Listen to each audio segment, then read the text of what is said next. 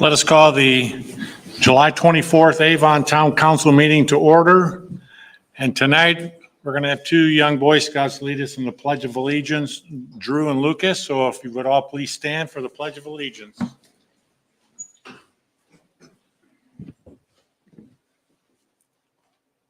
Pledge of allegiance to the flag of the United States of America and to the republic for which it stands, one nation, under God, indivisible, with liberty and justice for all. Thank you, gentlemen. Roll call, please. Robert Pope, Present. Jason Puckett, Present. Don Loudon, Present. Greg Zuzin, Present. Bill Holland. Present. Next item on the agenda is the consent agenda, check register of July 24th. Let's see, the July 11th work session minutes and the approval of minutes from July 11th. Are there any questions? I'll make a motion that we adopt the check register, the consent agenda to include the check register for today, our July 11th work session meeting minutes, and our July 11th council meeting minutes as presented. I'll second. We have a motion and a second. Roll call, please. Jason Puckett, 4. Bill Holland, 4. Robert Pope, 4. Don Loudon, 4. Greg Zuzin. 4. Next item on the agenda is the first of two public comment opportunities. The public may comment on items on the agenda that are not a public hearing or on a specific matter within the council's jurisdiction. Please come forward, state your name and address, and limit your comments to 3 minutes. Public comment is now open.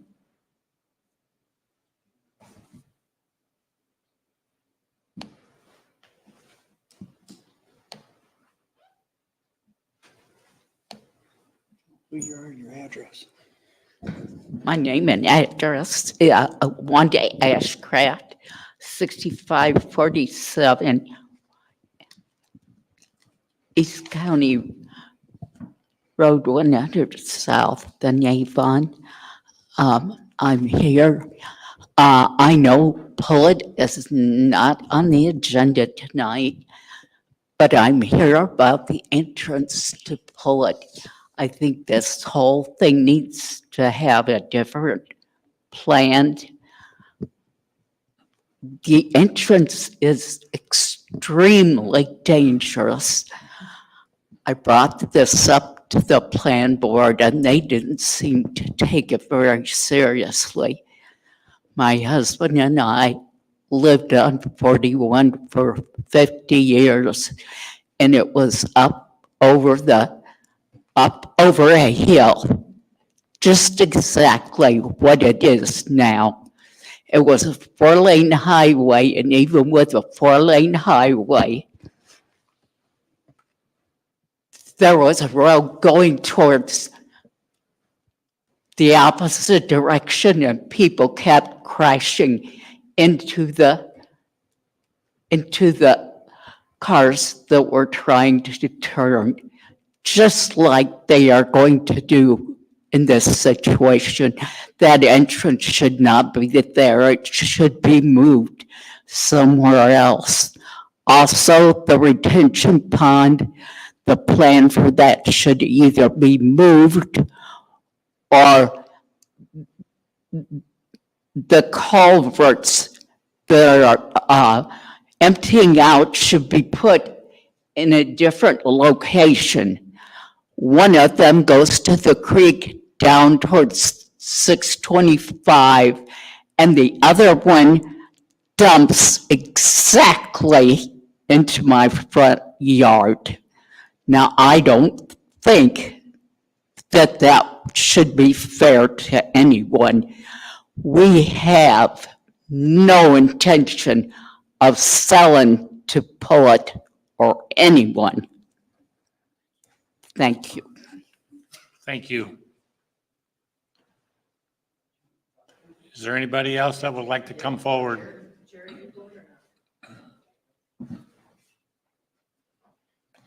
State your name and address and limit your comments to 3 minutes, please. Okay, my name is Jerry Allen, and I also live on the 100 South.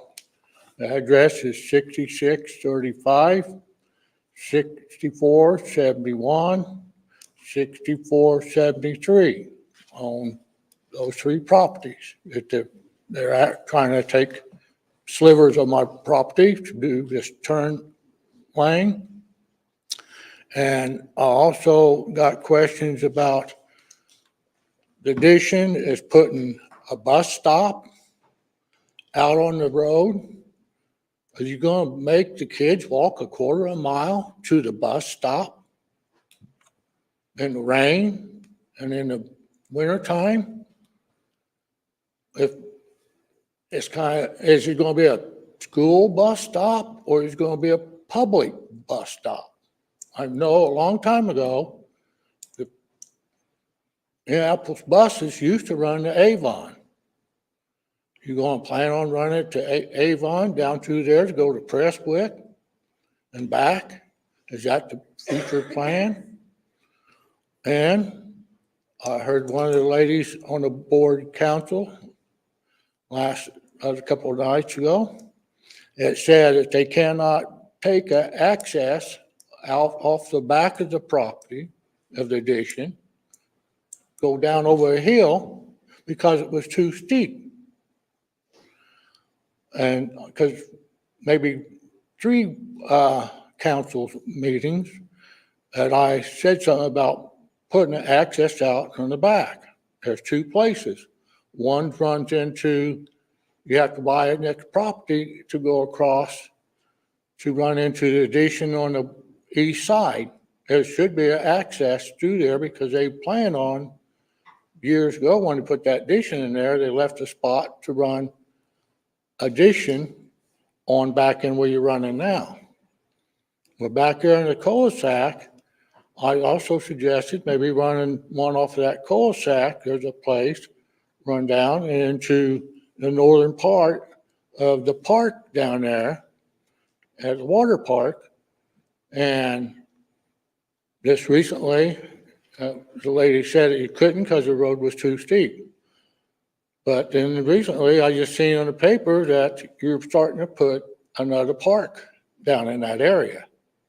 Well, this would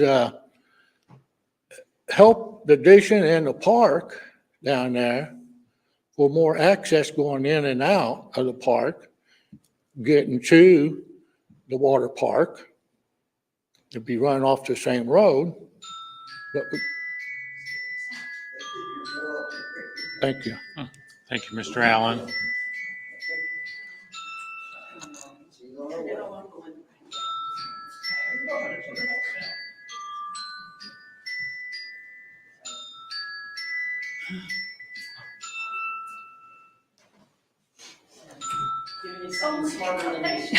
I've never used my timer before.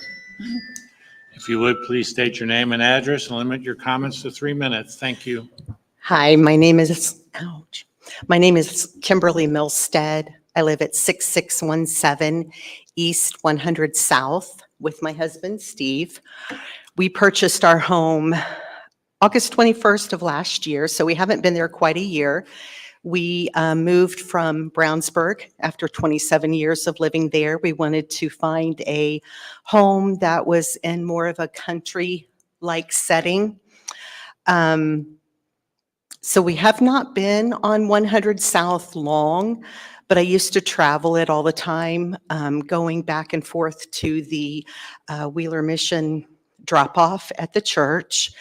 And one of the things that I did remember, and one of the things that I know very well now, driving back and forth to Danville for Kroger and Tractor Supply, Walmart, is when you pass our house, which has the big tree, controversial tree in the front yard, all of a sudden, you go down a hill, and you kind of come up to a hill, and you come to the light at 625.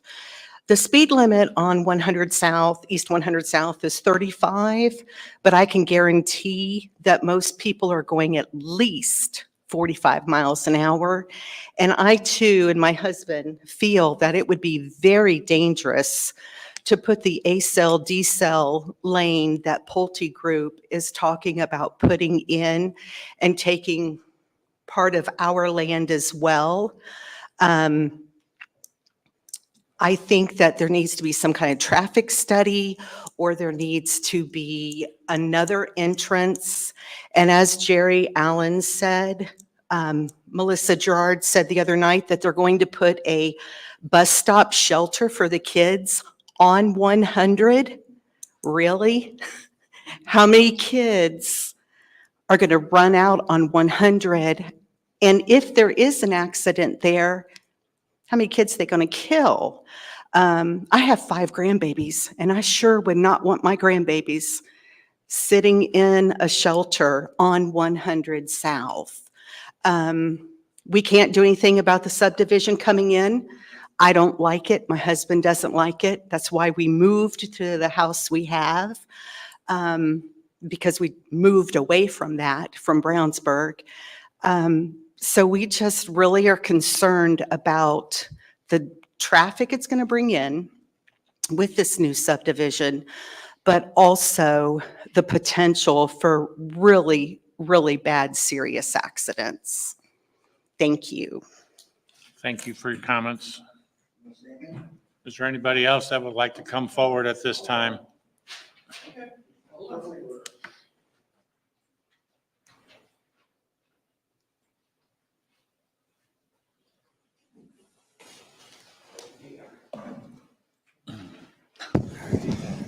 Again, if you would state your name and address and limit your comments to 3 minutes, please. Rodney Ashcraft, 6547 East County Road 100 South. We own the south end of where their driveway is going to be coming across. We have a beautiful piece of property right there. We have walnut trees that are 3 foot in diameter. At one time, or multiple times, they had wedding receptions under this area. They used to have baptisms in our pond. And now if they take and run their water off their property into our pond, it's going to kill it. And also, if they put the road in like they're anticipating, they're going to have to raise the elevation on the, you're calling it the decel and incel, or decrease and increase. They're going to have to raise our property where they're going to take up at least 3 feet. And now we're going to have to either put a retention wall in, or they're going to taper it into our property and put all this gravel and they call it riffraff rock in it, which is going to destroy our property. And boy, I'm not happy with that. And I'm not planning on selling. And another thing, why are we the last people to know that this is going to happen? This development was started. I don't think they bought this property about a year ago, and they have already got all these plans already established, beautiful prints that they got that don't match what they told us that they were going to do with what they wanted to buy from us. It's just not right. I don't care what they say. It's wrong. And like they said about the road, I don't want to harp on the road, but like she said, we lived on a road that killed 6 people in a van that burnt up and they couldn't get out of it. It's literally burnt up because of the highway wasn't lit up like it should have been. They should have had, well, I'm not going to go into that because that's not here or there. But anyhow, I would sure appreciate if they don't take my property. Thank you. Thank you.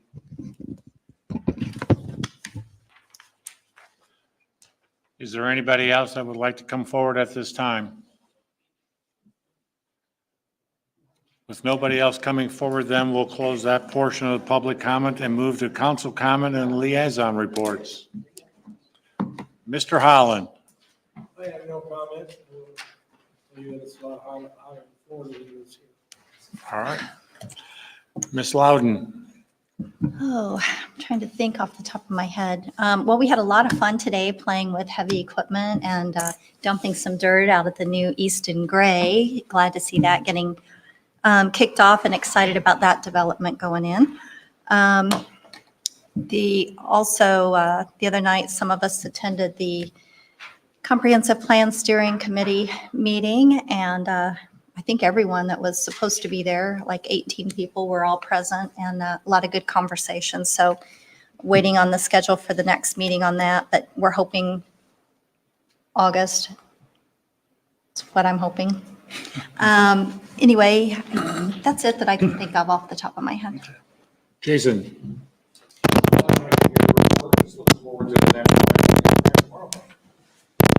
Mr. Pope? Just a couple, one follow-up on Dawn's, just Easton Gray's groundbreaking.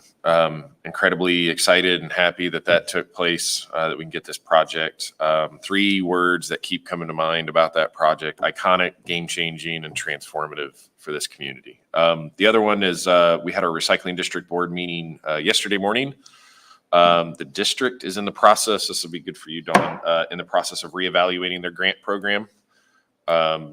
Nothing has been decided yet. They're just, hey, we think we need to reevaluate this. So I do think changes will come, but don't know what they are yet.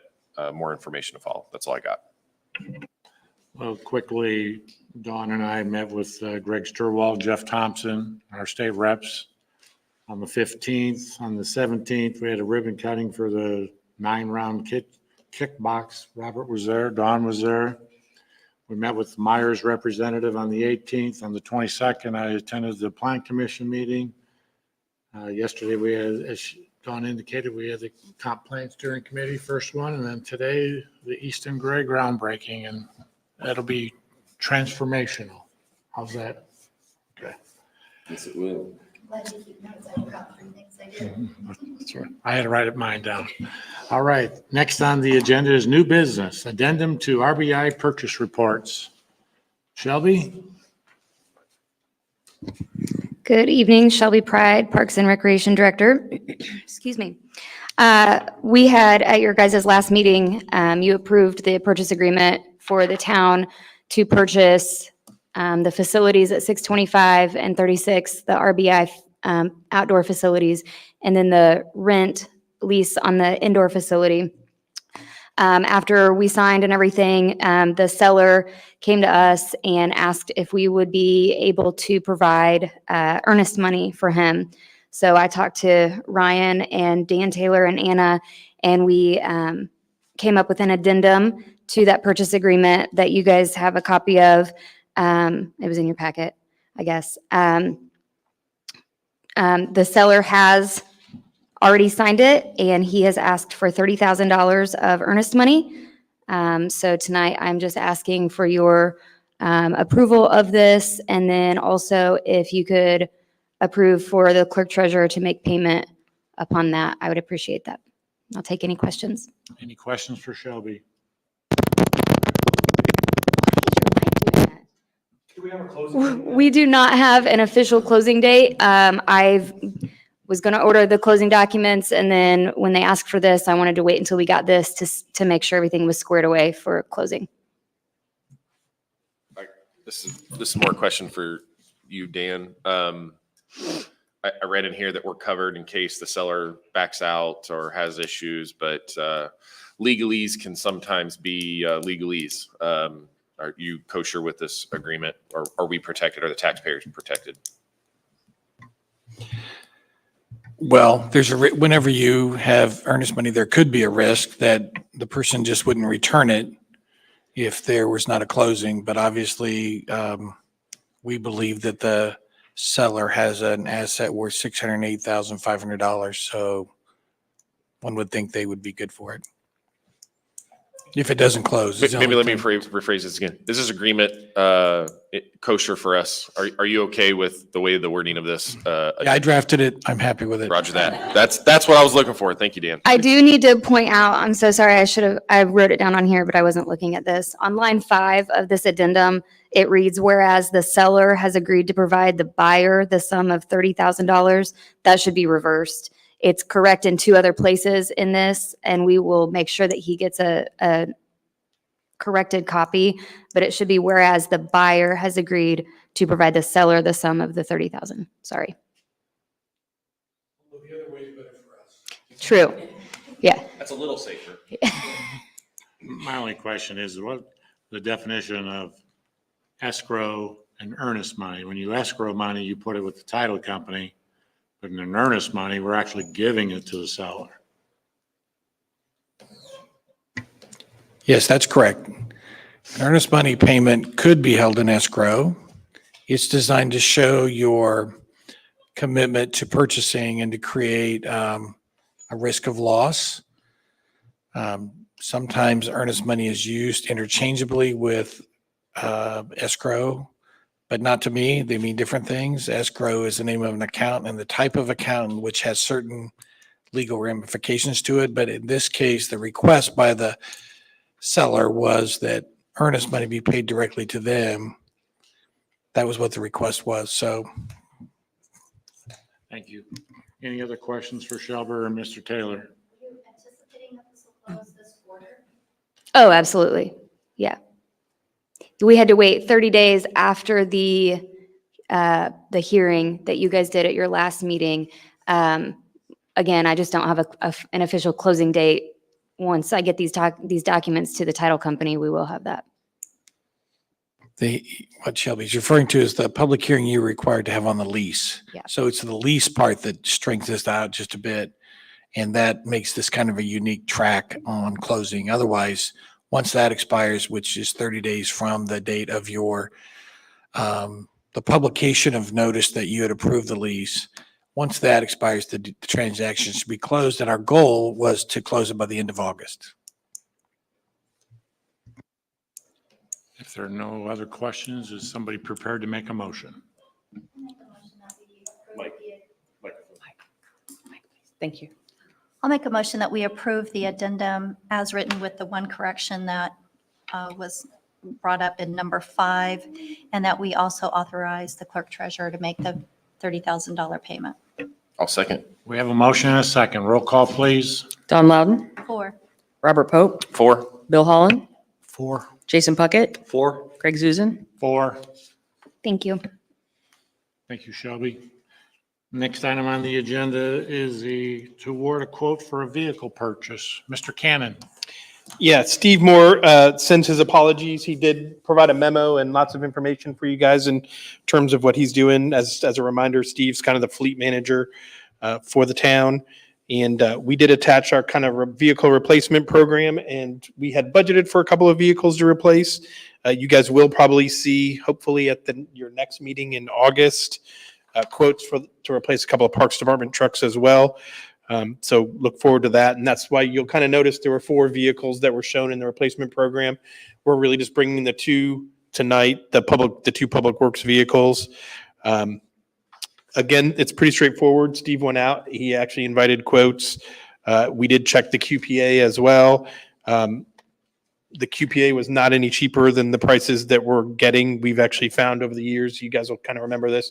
When we go to QPA, we often get better deals directly from dealers, and we can actually get to the QPA. So, but we do always check that. Steve is proposing to replace a 2018 vehicle, so there are trade-in values here as well. So that is part of Steve's recommendation, is to trade in those 2 vehicles, one being a Chrysler 200 and the other one being a 2018 Ford F-250. You'll notice the F-250 is not as old as some of the other vehicles, but we have been having some electrical problems with that truck. It continues to just be in the shop, and so we'd rather just get it out of our fleet. The other vehicles we have better luck with. So that's why we're getting rid of an 18 instead of something that's older. I'm happy to answer any questions. Any questions for Mr. Cannon? You touched on a couple that I had with you. One was the QPA, the state program.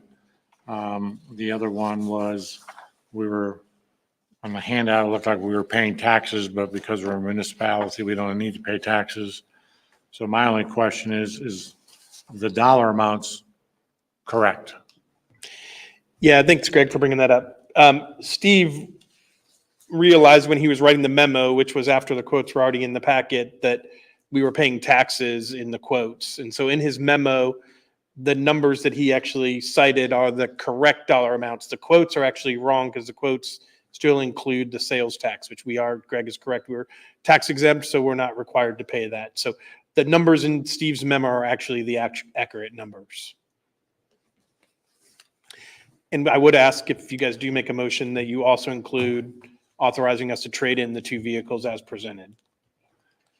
Any other questions? And clerk from treasurer to Mr. make Cannon? payment. We are paying cash for both of these, and that's how we budgeted it. And that's what, if you look in your report, we actually budgeted $120,000 to replace 2 vehicles, and we're spending about 60. And also within that motion, allow the clerk treasurer to issue a check. If there are no other questions, would somebody like to make a motion? I'll make a motion. We've got a few here, so make sure. I make a motion that we approve and award the quote to Andy Moore for 2 vehicles to also include the trade-in of the Traverse and 1500. Nope, forgive me, the F-250 and the Chevy 2500.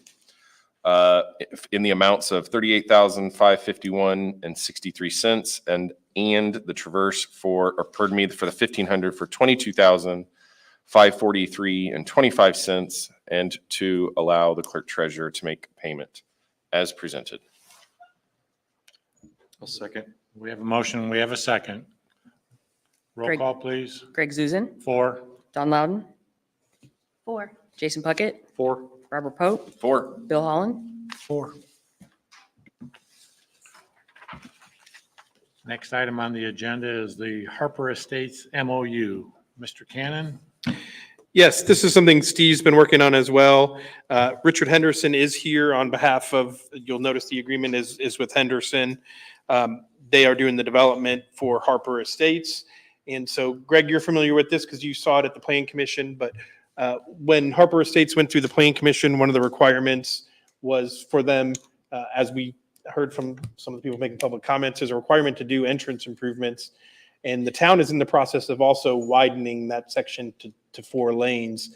And so the Plan Commission asked that there be cooperation between the town and the developer to figure out what we can do to make sure our 2 improvements actually work together, and that the developer's not building improvements and the town's ripping them out. Actually, the developer in this case too, if you guys attended the open house that we did with the residents in the area, we were going to actually have to build a detention pond on this property as part of our detention for the storm drainage for the road. And so the developer has changed that. If the town was going to buy that right of way, we would have actually prohibited 2 lots from being built. So by cooperating, the development enlarged their pond, thereby not requiring us to buy right away. So I know the MOU turns out that the town is actually paying the developer some money, but that's actually because the developer is doing some of the improvements for us. So we will actually find savings that will probably exceed what we're paying the developer out of our Dan Jones widening project, because now that stormwater infrastructure and things that we have to put in will no longer have to put in because the developer will have already done that. So although I know it looks like we're paying them, it's really, we've traded back and forth to kind of resolve all those issues. Again, Steve has reviewed it. Mr. Henderson's reviewed it. Dan has reviewed it as well. I've reviewed it, and I think everybody is comfortable with it and thinks it's reasonable and fair to both parties. So it does need your approval. So we're recommending approval. I'm happy to answer any questions. Any questions for Mr. Cannon? So the detention pond that is already on the property that kind of sits behind the church, that's going to just be expanded, or there? No, there's actually a detention pond that's actually right at the entrance, because that's where our pond was going to be as well. So they had kind of a small pond and they've enlarged that pond. The one in the back will service the subdivision, but that's not where our detention will be going. Our detention will be right in front along the road. Okay. Any other questions for Mr. Cannon? Somebody prepared to make a motion?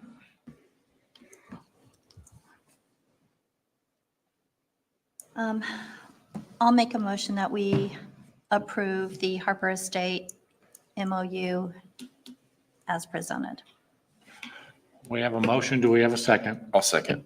We have a motion and a second. Roll call, please. Bill Holland, 4. Robert Pope, 4.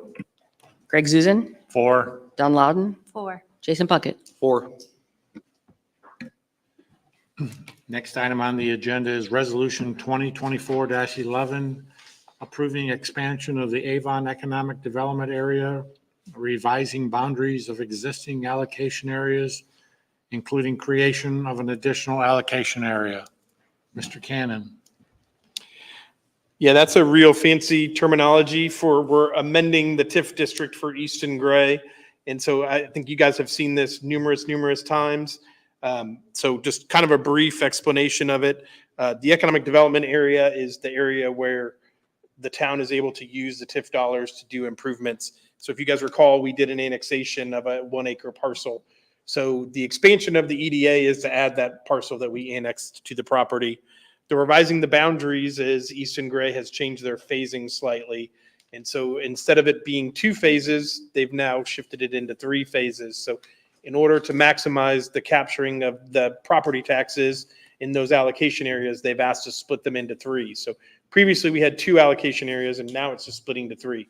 It's the same exact area. We're just splitting it into 2, or splitting it into 3 instead of 2. And then again, the creation of additional allocation areas really just, before it had 2, and so now we're going to 3. So this has already been, went to the redevelopment commission, who passed a declaratory resolution. The planning commission had to agree that it aligned with the town's economic development goals. The town council had to approve the planning commission order, went back to the redevelopment commission for a public hearing and a confirmatory resolution, and they've passed that. And so this is the final stage to be done with it, hopefully until it changes again later. But for now, this is the last step. I'm happy to answer any questions. Questions for Mr. Cannon? I have a question. Since they're doing it in these phases, a TIF district is usually for a specific period of time. Will this one expire in these phases as well, or will they all expire at one time? Great question. That's why they want to split them into 3, because when you create the allocation area, it doesn't start the clock for the TIF district. It's when the bond is issued against the TIF district. And so that's why they want it in 3. So when they issue the bond for section 1, that will start the clock for section 1. And then if they don't do the bond for 3 years for section 2, that doesn't start the clock for section 2. So that's exactly why they're splitting it into 3. Okay, good.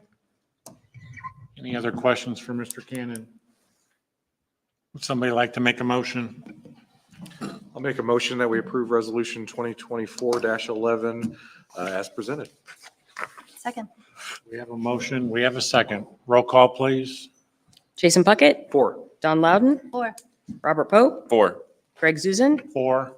Bill Holland. 4. Next item on the agenda, looks like there are 5 introductions of ordinances. Mr. Taylor, I'm sure we want to go through each one of them independently.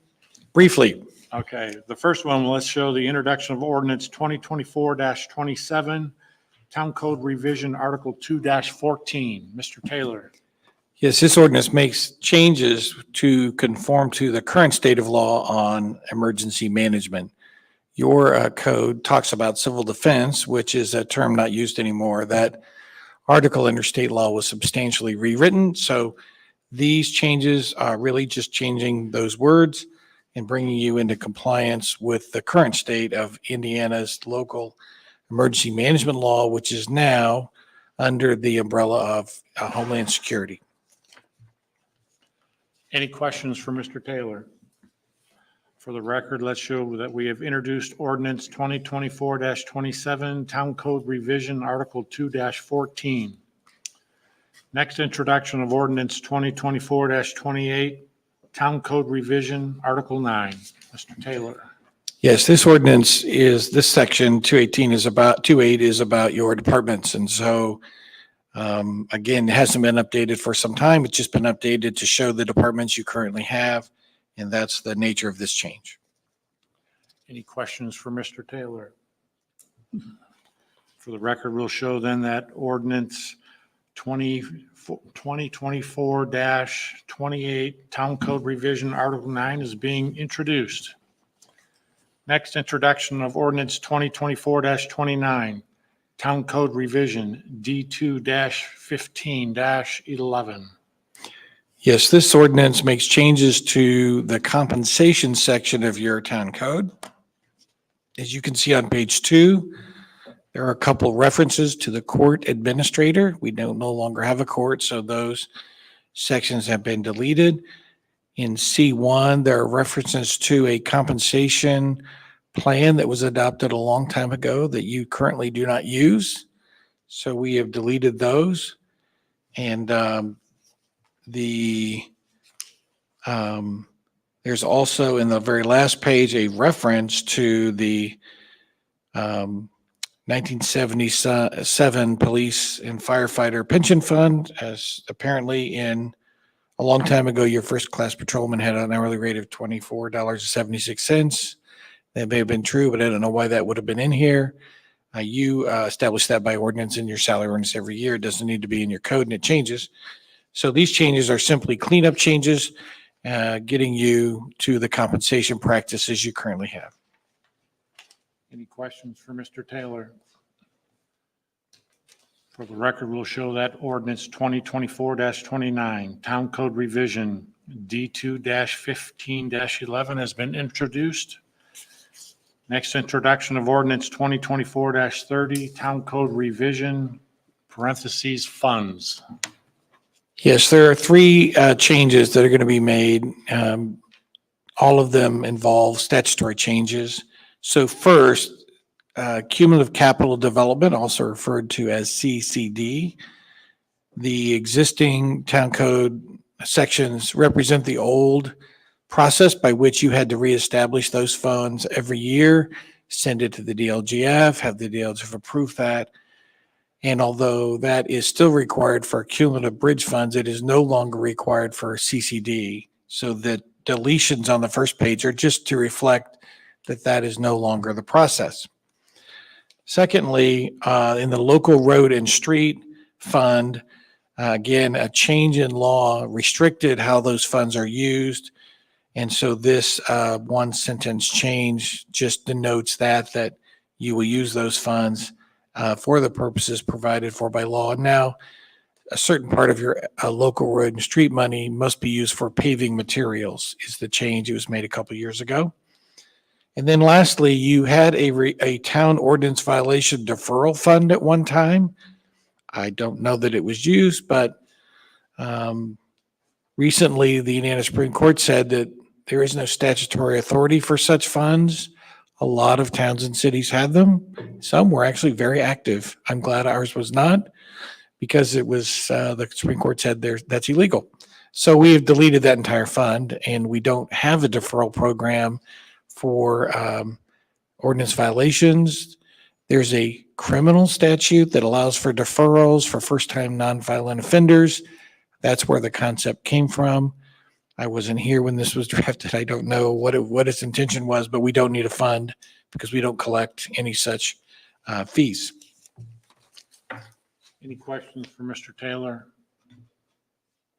For the record, then, let's show that we have introduced ordinance 2024-30, Town Code Revision, parentheses, funds. And then moving on to the introduction of ordinance 2024-31, Town Code Revision, Article 2-20-11, purchasing. Yes, as you know, the state law regulates substantially the powers of local governments when it pertains to purchasing. So there have been some changes to the state purchasing laws for local governments. These changes, which are kind of sprinkled in there, try to bring the law up to date, your ordinance up to date with the law. Little things, I might say, but still we need to get them in there. We also on the second page, we did update who your purchasing agents are because you've created some new positions and you've also changed some titles. So we brought that up to date while we were in there cleaning this one up. You might also notice on the last page, there are 10 statutory exceptions to the public bidding law, and those get tweaked from time to time. And so we've added a couple of special purchasing rules. One is about entering into agreement with other governments to purchase together, pool purchasing options. And the other are special purchase rules under 52210. They already apply to us. It's just that this makes it easier for your purchasing agents to find these things if they're faced with a single source provider or something of that nature. Otherwise, we're just trying to bring that and keep that current. Any questions for Mr. Taylor? For the record, then we'll show that we have introduced ordinance 2024-31, Town Code Revision, Article 2-20-11, purchasing. Next item on the agenda is legal counsel report. Mr. Taylor. We have more witnesses on the way, just like this, but I have nothing else. Thank you. Next item is the second of two public comment opportunities. The public may comment on items on the agenda that are not a public hearing or on a specific matter within council's jurisdiction. If you come forward, please state your name and address and limit your comments to 3 minutes.